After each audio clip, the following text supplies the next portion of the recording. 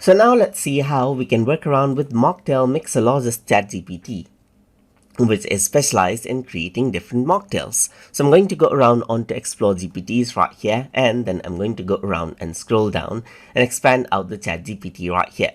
So if I were to go around onto Mocktail Mixologist right here and click on Start Chat right here, just like this, then this pops up. So now what I'm going to go around and do is type in, let's say for example, I can say make me an orange mocktail right here, just like this. So if I were to go around and do that, it says absolutely, let's whip a zesty and refreshing all orange mocktail. Here's a delightful recipe that's sure to brighten your day, as you can see right here. So this is what you have, as you can see right here. So now let's say now make me a strawberry mocktail right here, just like this. So if I were to go around and do that, then what happens is that it gives me a strawberry mocktail right here, just like this. So it says 1 pressed cup of strawberry for hold and chopped, and 1/2 cup strawberry puree, and 1 a cup of sparkling water, and so forth. And you can see that it mixes all up and then tells me how I can make my mocktail. And that is how you can utilize the Mocktail Mixologist option inside of ChatGPT.